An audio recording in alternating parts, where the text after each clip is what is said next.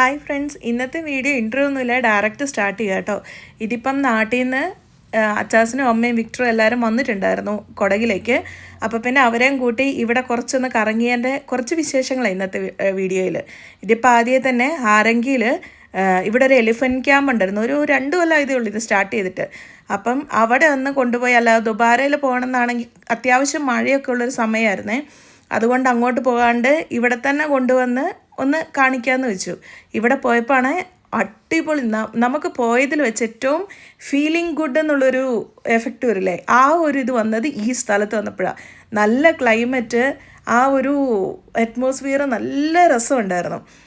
അങ്ങനെ എലിഫൻറ്റിനെ ഫീഡ് ചെയ്യാനുള്ള ഓപ്ഷൻ ഉണ്ടായിരുന്നു. പക്ഷെ അത് ശ്രദ്ധിച്ചില്ലെങ്കിൽ അവർ നമ്മുടെ കയ്യിൽ നിന്ന് പൈസ അടിച്ച് മാറ്റിക്കൊണ്ട് പോകും.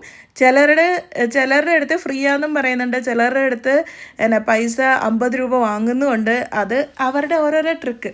എന്നിട്ട് പിന്നെ അവിടെ തന്നെ ഇതുപോലെ ഓരോ ഫോട്ടോ സ്പോട്ടുകളും അങ്ങനെയൊക്കെ ഉണ്ടായിരുന്നു.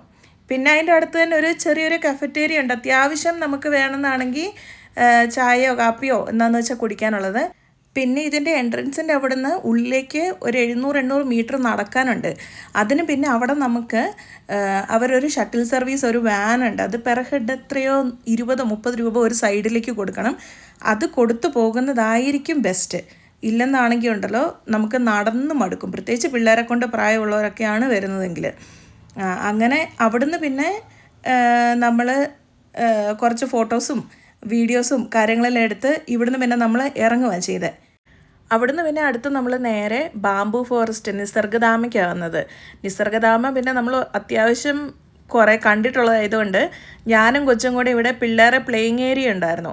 അവിടെ കുറച്ച് നേരം ഇരുന്ന് ഇവക്ക് അതിലൂടെ റൈഡും അതൊക്കെ കളിക്കണം എന്ന് പറഞ്ഞുകൊണ്ട് അവളുടെ കൂടെ അവിടെ കളിച്ചു.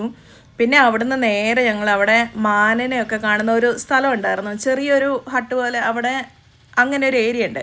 അവിടെ പോയി ഇതിനെയൊക്കെ കുറച്ച് നേരം കൊച്ചിനെ കളിപ്പിച്ചുകൊണ്ടിരുന്നു. അല്ലാണ്ട് അവിടെ ബേർഡ്സിൻ്റെ ഒക്കെ ഏരിയ ഉണ്ട്. അത് കൂടാണ്ട് ഇതിൻ്റെ ഇടയ്ക്ക് ഇരിക്കാനും ഒത്തിരി സ്ഥലങ്ങളുണ്ട് നമുക്ക് കാണാൻ വേണ്ടിയിട്ട്. ആദ്യം വരുന്നവരൊക്കെ ആണെങ്കിൽ ഇത് ഓൾറെഡി നമ്മൾ കണ്ടിട്ടുള്ള സ്ഥലമായതുകൊണ്ട് ഇതിലൂടെയൊക്കെ, അതായത് കൊച്ചിന് എന്നൊക്കെയാണോ ഇഷ്ടം ആ ഏരിയയിലൂടെ ഞാനും സിയയും കൂടെ നടന്നു. ബാക്കി അവരെ ബാക്കിയുള്ളവർക്ക് കൂടെ കയറ്റി വിട്ടിട്ട് നമ്മൾ നടക്കുകയാണ് ചെയ്യുന്നത്. പിന്നെ അവിടുന്ന് നേരെ റിട്ടേൺ വന്നു. നിസർഗധാമയിൽ വന്നിട്ടില്ലാത്തവർക്കാണെങ്കിൽ ഈ പാലം എന്നാന്ന് വെച്ചാൽ നമ്മൾ കയറിപ്പോകുന്നത് ഇറങ്ങി വരുന്നതും ഈ ഒരു ഹാങ്ങിങ് ബ്രിഡ്ജിലൂടെയാണ്. ശരിക്കും ഒത്തിരി പേരൊക്കെ ഉണ്ടെന്നാണ്, ഇത് നന്നായിട്ട് കുലുങ്ങും കേട്ടോ. അത് കഴിഞ്ഞ് പിന്നെ അവിടുന്ന് നേരെ നമ്മളുടെ ടിബറ്റൻ ക്യാമ്പിൻ്റെ അടുത്ത് തന്നെയായിട്ട് ഒരു ഫിഷ് ലേക്ക് ഉണ്ട്. അവിടെ പ്രത്യേകിച്ച് ഫീ ഒന്നുമില്ല, നമുക്ക് ഫ്രീ ആയിട്ട് പോയി അവിടെ കുറച്ച് നേരം റിലാക്സ് ആയിട്ട് ഇരിക്കാം. അങ്ങനെ ഫിഷിനെ ഫീഡ് ചെയ്യാനൊക്കെ പറ്റും. അവിടെ തന്നെ ഒരു കടയുണ്ട്. അപ്പം അവിടെ നിന്ന് ബ്രെഡോ ബിസ്ക്കറ്റോ അങ്ങനെ വാങ്ങിയിട്ട് നമുക്ക് ഫിഷിനെ ഫീഡ് ചെയ്യാനൊക്കെ പറ്റും. അതിൻ്റെ വീഡിയോസ് ഞാൻ അത് കഴിഞ്ഞ ഒരു ദിവസം ഇവിടുന്ന് സിയയുടെ കസിൻ പിള്ളേരുണ്ടല്ലോ, അവരെ കൊണ്ട് ഒരു ദിവസം പോയായിരുന്നു. അന്നേരം ആ വീഡിയോ ഒക്കെ ഞാൻ പ്രോപ്പറായിട്ട് കാണിച്ചു തരാം. ഇതിപ്പോൾ അതിൻ്റെ സൈഡിൽ തന്നെയായിട്ട് കുറച്ച് ഡക്കൊക്കെ നടക്കുന്നുണ്ടായിരുന്നു. അപ്പം ഇതൊക്കെയായിരുന്നു നമ്മളുടെ അന്നത്തെ മെയിനായിട്ടുള്ള വിശേഷം. അതല്ലാണ്ട് ഞാൻ പ്രത്യേകിച്ച് നമ്മൾ റെസ്റ്റോറൻറ്റിൽ പോയത് അങ്ങനത്തെ കാര്യങ്ങളൊന്നും ഇതിൻ്റെ അകത്ത് ഇൻക്ലൂഡ് ചെയ്തിട്ടില്ല.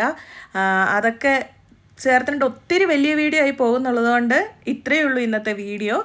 അപ്പോൾ ഇനി അടുത്ത വീഡിയോ ആയിട്ട് ഉടൻ വരാവേ. താങ്ക്